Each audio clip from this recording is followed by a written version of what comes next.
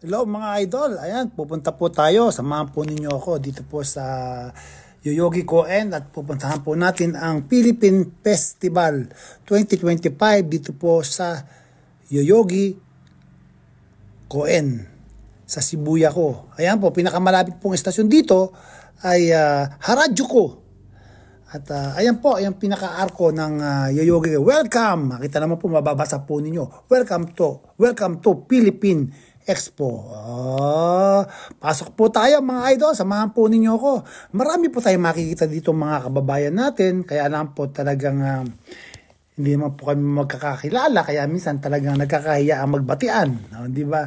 Pero ang importante, papakita ko sa inyo kung gaano kasaya, kung gaano karaming tao, at papakita ko rin po sa inyo kung yung ating mga kababayan na talaga namang ini-enjoy nila kasi 2 araw lang po ito. Dito po yearly halos ginaganap po rito sa Yoyogi Koen Shibuya, yung Philippine Expo. Ayan, akit po ako ng hagdan para naman po makita natin ang pinaka mataas na hagdan po rito sa may Yoyogi Koen. Ayan po. Akitin po natin para makita po ninyo ang kabuuan ng Philippine Expo. Andiyan po, marami po tayong makita. Ayan po, marami po mga tent dyan, may mga booth, may mga, marami dyan, yung mga remittances, job fair, mga Philippine Embassy, mga, marami po dyan. At iba-iba pa. Tapos na makikita mo naman dyan, ang mga pagkain. Ayan po. Ang dami rin tao, di ba? Ayan po, makikita nyo lahat dyan. Ayan. Andyan yung may mga barbecue, may toknene, may balot, may beer, mga inumin, sari-sari. Parang talagang nasa Pilipinas ka. Yun nga lang, medyo kung ikukumpara mo yung presyo kaya sa Pilipinas, mahal talaga kasi nga abroad, di ba? Kasi siyempre, ibang product niyan galing din sa Pilipinas. Kaya naman po talagang ating ibang mga kababayan na hindi pinapalagpas ang ganitong pagkakataon para kahit paano maramdaman nila ang buhay Pilipinas, spirit of the, bahala na kung anong spirit yan. Basta Philippine hospitality, ayan. Tama ba? Correct me if I'm wrong. Ayan, marami po tayong makikita rito. Ayan, si Narairo, nag-uusap-usap sila. Ayan. Kasi umaga pa lang po ito. Actually, 9 o'clock po. Nag-uumpisa na sila. Ayan na, ako po 10 o'clock pa ang start ng trabaho ko. Kaya naman kahit paano, nakapag-vlog pa ako bago mag-start sa trabaho. Ayan, makikita po sila. Busy sila mga idol. O, ayan po. Ayan, nag-uusap-usap sila, ano yung mga dapat nilang gawin para paano makumbinsi yung mga customer. Ayan o, mga busy sila. At ito naman po yung mga Philippine food supplier dito sa Japan. Ayan, meron Pinoysan, tsaka marami dyan, ayan o. Ito, mga halo-halo naman dyan o, sarap niyan o. Marami pa. Iikot ko kayo. Ikot tayo para naman makita ninyo para na rin kayong nasa Japan. Kahit na pagod ako, okay lang yan. At least, ang importante, na-share ko sa inyo. Ayan, si Nene's Kitchen. Maraming klaseng pagkain. Oh. Kaya lang, hindi ko pa masyadong mapakita sa inyo yun kasi nga, ayan, si Mahal Kita, nagpiprepare pa lang sila. Actually, mag-i-start talaga yung Philippine Festival program is 10 o'clock. Hindi ba? Tingnan naman ninyo, halos pare-pare sa mga pagkain nila. Pero dalawa lang company, Philippine Food ang naglalaban-laban dito. Ang dalawang higanting Philippine supplier. Andyan yung Ana Store. Ayan, Ana Store. Ayan, malaki yung Ana Store. Ayan o. Grabe o. Ana Store. Food Trip. Ayan, dyan ang Food Trip. Dami nilang pagkain, no? Grabe, nakakagulo. Yun nga na talaga may kamahalan. Ito naman yung, ito ba yung, ayun yung Kianas. Ayan, punta natin yung Kianas. Ayan. Malaking Kianas eh. Kumuha siya ng 3 boot. Ayun, anas oh. Wow, grabe, panalo. Mga pagkain din siya. Tapos, ayan. Kilala ko yan eh. Hello. Tapos yung anak ni Ana. Ayan na, anak ni Ana. Laki na anak ni Ana. Ni Pinoy Kitchen, di ba? Napakaraming pagkain ni Ana. So, grabe. Tapos, pakita ko sa inyo. Ayan si Ana, kinamayan ako ni Ana. Dito naman tayo. Wow! Ito may smile. Andyan si Gabby Concepcion. Gabby Concepcion, ang special guest nila. O, di ba, nakita naman ninyo, talagang napakasaya. Kahit ako, talagang pakiramdam ko parang sa Pilipinas ako eh. Talagang iba yung pakiramdam pag talagang nakikita mo at nakakasama mo yung mga kababayan mo kahit na hindi kayo magkakakilala. At least mga Pilipino ang nakakausap. Ito naman yung Akabane Busan. Tingnan mo, ang laki ng Akabane Busan. 3 butang kinuha niya. 1, 2, 3. Grabe oh, ang sarap. Akabane Busan. Yan naman po ang kanilang pinaka-stage dito sa Yoyogi Ko-en. Ayan, mag-uumpisa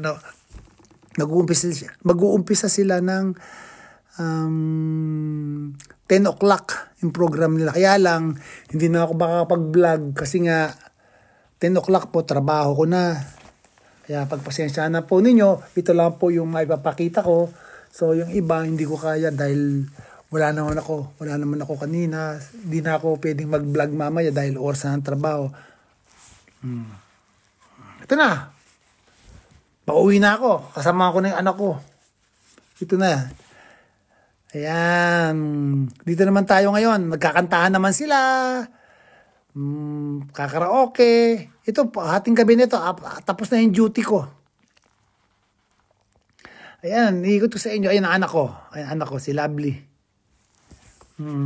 Ikot tayo. Marami tayong mga kababayan dito. Nagkakasayahan.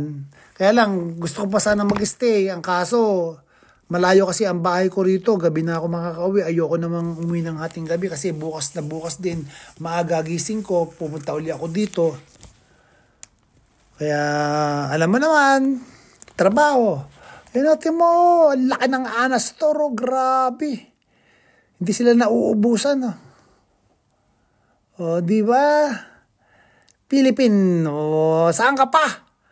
Anas Trading. Grabe o, tarpaulin pa lang, panalo na. Ikot tayo sa iba para makita ninyo. Ayan, dito naman tayo sa Smile. Makikihalubilo tayo kahit saglit, kahit pa paano, di ba? Okay din ang schedule ko. Kaya lang, yung program, hindi na ako nakakapag-vlog. Di ba? Di ba? Ayan o, kakasayahan sila o, mga idol. At yan naman nyo. Sayaw dito, sayaw doon. Grabe o. Talagang, iba talaga yung Pinoy. Pag nagkasama-sama, nagkakasayahan, sana makaiwas yung mga away-away dito. Kasi hindi tulad ng nakararaan na talagang ang grabe ng may mga away, lalo pag mga lasing. Wala natin kung may mga lasing dito. Kung talagang may mga malulurit kasi alam na pag lasing rito, talagang ikukulong sila ng mga pulis at papauwin. Kaya ayun, natakot din sila siguro. Hindi katulad dati na pagka mga lasing, wala lang sinisino. Ngayon, pagka lasing sila, huhulihin sila. Takot din silang mawalan ng bisa. Ayan, dapat lang. Hindi ba? Arat na! Grabe, Tingnan mo naman. Karaoke ang kantahan.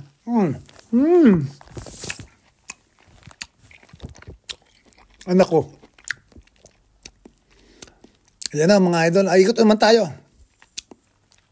Punta naman tayo sa ibang lugar.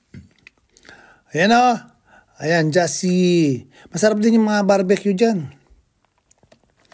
Kaya lang talagang habang nagluluto ako kanina doon sa trabaho ko, nabusog na rin ako dahil dami ko rin nakain barbecue saka sausage. Tapos kaya pag uwi ko, hindi man ako na kumain na sa iba. Nag-vlog na lang ako. Kasi busog na ako.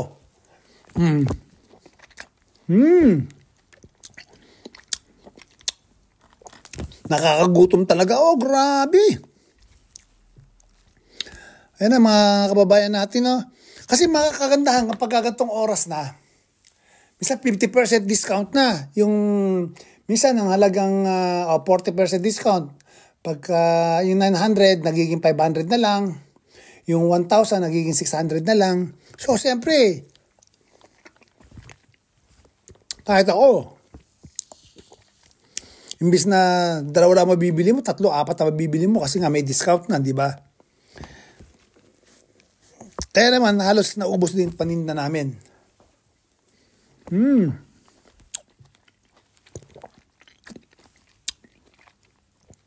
Yan, si Nene's Kitchen, masarap din. Nagustuhan ko dyan, barbecue tsaka dinuguan nila. Grabe, ang sarap. Tsaka iba yung lasa. Talagang lutong bahay. Ito yung mga kababayan natin, no? Ayan o, wow, sana all. Barbecue. Grabe oh, ang sarap po. Talagang iihawin sa harapan mo talaga. Mo, talaga naman. Ibang kababayan natin yan, nanggagaling pa sa mga malalayong lugar. Kasi nga ito, minsan nagaganap lang ito once a year, twice a year, yung Philippine Expo, tsaka Philippine Festival. Pagka naman ng June, Philippine Expo. Pagka naman December, November, is Philippine Festival. And then meron pang ibang mga Philippine Expo na gaganap sa mga ibang lugar. Kaya lang, hindi naman ako pumupunta na. Ito lang naman pinupuntahan ko. Ito lang naman pinupuntahan ng company pinapasukan ko. Yung 2 event na yan, yung Philippine Expo Ueno at Philippine Festival dito sa Yoyogi. Ayan na, sarap to. Di ba? Nakakagutom. Ayan, balut to. Wow, balut. Putok-batok yan, balut, di ba?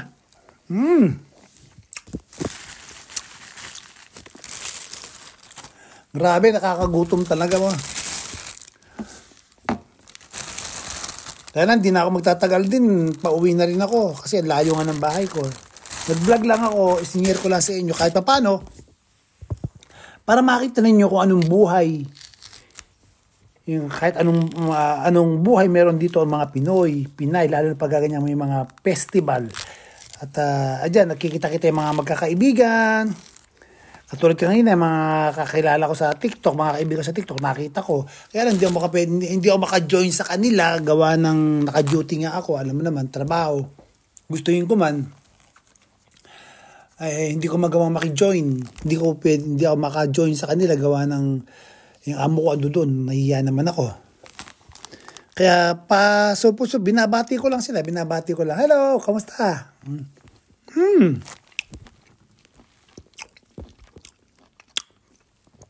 Grabe oh. Ay mga kababayan natin, kumakain sila. Oh. Talagang ini-enjoy nila yung moment. Ayan na. Pero bukas ang mas marami niyan. Grabe bukas.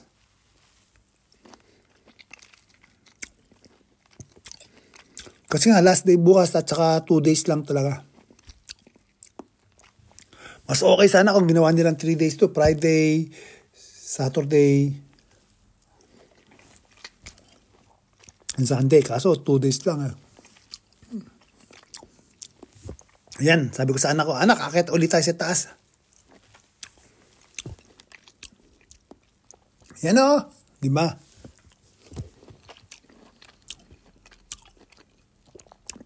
Pakita ko sa inyo kung yung kabuuan ng event. Di ba? Ang dami oh.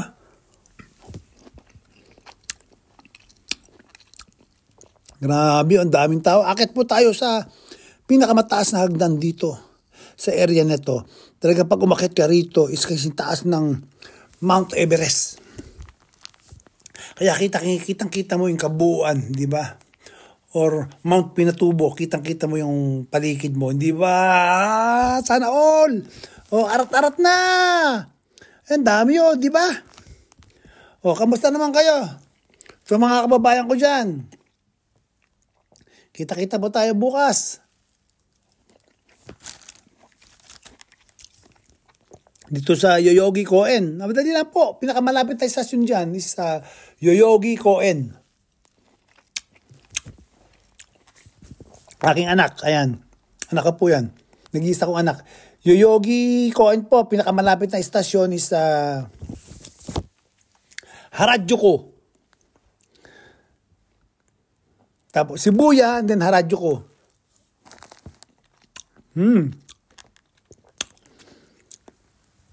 Ngayon sabi ko sa anak ko, uwi na kami. Ayun, pauwi na po kami. At papakita ko naman sa inyo yung ganda ng pagkagabi itong Harajuku. Tanaw mo rito yung Harajuku, yung Shibuya Tower. Shibuya Square Tower. Makikita ko sa inyo, papakita ko sa inyo. Tapos gantong oras na, magta mo, mag-aalas 7 na ngayon dito. Maliwanag pa rin, tsaka talagang maraming ilaw. Talaga namang may enjoy mo yung paligid. Maganda. Walang pasaway. Talagang tahimik. At nakikita mo yung mga tao, meron silang peace of mind. Meron silang palagay sila sa kapaligiran nila. Wala kang iisipin na wala kang pag-aalala sa sarili mo na may manggugulo sa'yo or mangu-hold up o mananakit. Kasi nga, halos lahat karamihan ng tao dito, disiplinado. Lalo-lalo na yung mga Hapon. Di ba? Ayan pauwi na po kami. Papunta na po kami ng anak ko sa station. Siguro mga 5 minutes walk. Pero dadaanan po natin yun. Papakita ko sa inyo yung ganda ng Harajuku paghating gabi. At ayan na, tingnan mo. Andiyan sila, tennis court yun eh. Di ba? Aliwanag di ba? Grabe, ilaw pa lang Iyan ang kagandahan dito sa sa Japan. Talagang halos karamihan ng mga kabataan dito is athletic. Hanggang elementary, hanggang sa high school, college, talaga namang, kaya makikita mo sila, karamihan sa kanila is mga slim, tsaka mga athletic talaga. Birang-bira ang makikita mong malaki ang tiyan. Dito, karamihan, malalaki ang tiyan dito, mga Pinoy. Isa na ako dun. Di ba? Ayan natin mo, mga tao. Ito, kahit maglakad ka rito mag-isa, walang mambabastos sa'yo. Talagang palagay na palagay ang loob mo. Na walang mananakit sa'yo o mang-hold up sa'yo. Ito, ganda. Andito na po tayo sa Harajuku station na yan. Papakita ko sa inyo. Akit tayo diyan sa taas. Andito na po tayo sa ayun galing di ba wow! Papunta tayo ng istasyon. Ayun Ang galing, di ba? Ang ganda po. Patawid na po tayo. Andito na po tayo sa Yoyogi Koen. Yung natanaw po ninyo na yan is Yoyogi Koen. Ayan galing Ang ganda liwanag Talaga makikita mo yung mga tao, yung mga Japanese. Karamihan po diyan is mga Japanese.